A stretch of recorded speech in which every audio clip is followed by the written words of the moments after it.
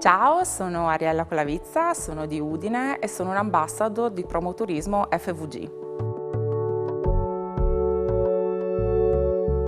Sono diventata ambassador soprattutto per amore della mia terra, ma anche per avere l'opportunità di restituire qualcosa a questa terra che mi ha dato tanto, non solo svago e divertimento, ma anche opportunità di conoscere e scoprire. Quindi per me è soprattutto un modo di essere gentile verso la mia regione.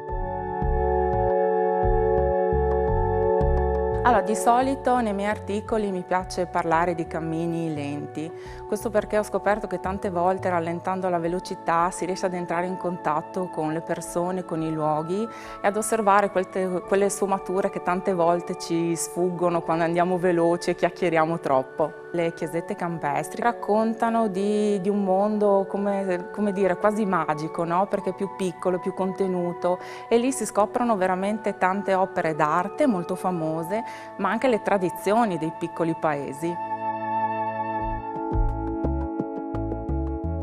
Allora, nella mia experience parlo del Cammino delle Pievi, che è il primo lungo cammino che ho fatto ed ero su un territorio che io pensavo di conoscere, ma che in realtà ho scoperto proprio camminandoci dentro e vivendo questi luoghi in maniera diversa e con la lentezza che solo il cammino può offrire. Ogni volta che lo percorrevo mi accorgevo che c'era un mondo che non conoscevo, ad esempio la chiesetta che c'è a Succhieve, che tra l'altro è un monumento anche nazionale, e che io non avevo ancora mai visto e ho dovuto aspettare di arrivare a 42 anni per poterla vedere e rimanere strabiliata.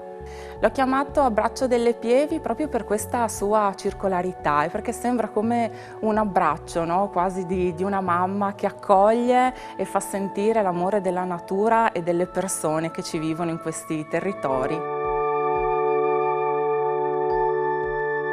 Tentennavo un po', poi un giorno mi sono detta ma boh, parti, vai, quello che succede, succederà e quindi diciamo che per me la più grande preparazione non è stata a livello fisico ma a livello di cuore, cioè sentire che avevo la curiosità di iniziare a farlo e difatti pian piano sono riuscita a farlo.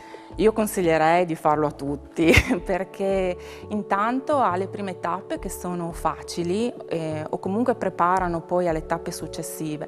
Quindi uno può iniziare pian piano percorrendo le prime tappe e vedendo anche in base a quello che si sente come continuare. Però c'è questa bellezza rispetto ad altri cammini che si può iniziare già con delle tappe facili, più semplici, non magari le tappe appunto dai grossi chilometri o dai grossi dislivelli. Poi uno insomma trae l'esperienza che serve a lui in quel momento. Io consiglio di farlo perché è un cammino che permette veramente di scoprire se stessi attraverso il territorio e poter anche mettersi in gioco in legame con il territorio che si attraversa.